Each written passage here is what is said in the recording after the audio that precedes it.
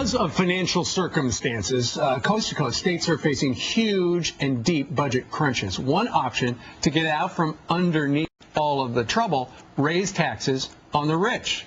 But would that work? Well, Minnesota is one of the states facing this huge decision, and Governor Tim Pawlenty is our guest right now to weigh in on the whole situation. Good morning to you, Governor.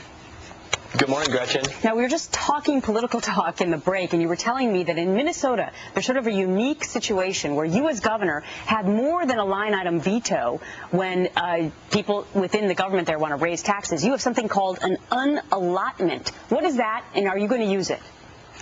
Well, the simple way to look at it is once the legislature has passed bills and they're signed into law, a governor can veto it at that time, but can take place if conditions warrant for the governor to unilaterally, by himself or herself, shave down the spending to get the budget back in balance. So it's even beyond veto. It's somewhat unique to Minnesota. Most states don't have a mechanism like that. Some do, and I do intend to use it. The legislature went home for the year, thank goodness, and instead of calling them back to have a summer-long fight about the budget, I'm going to take the steps as conditions warrant to shave down the budget to get it back in balance. Well, your state, Governor, is one of the states that is proposing to soak the rich. Also California, Connecticut, Delaware, Illinois, New Jersey, New York, Oregon, and Minnesota as well.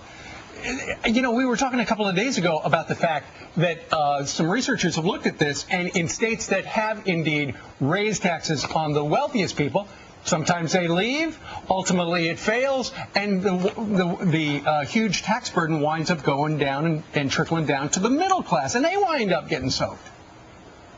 Well, keep in mind that in Minnesota, we're already one of the most highly taxed states in the country. Unfortunately, we've made some progress on making it better, but we're still a high-tax state.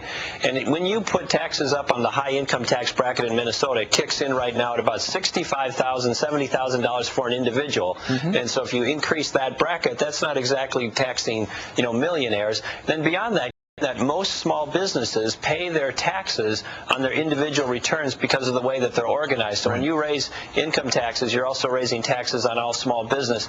And very lastly, if you rank order every state in the nation, from the best job growth to the worst job growth from 2003 to the economic collapse of 2008, what you'll find is a positive correlation between those places that have lower taxes and lower spending and job growth, not the inverse. Yeah, and I know that you were looking for creative ways to try and cut down on spending, like teaming up with neighboring state Wisconsin and such, and maybe that should be a good example for other states. Unfortunately, we got to run, Governor. I wanted to ask you about Norm Coleman, but we'll get to that before that decision happens June 1st. Thanks for joining us this morning.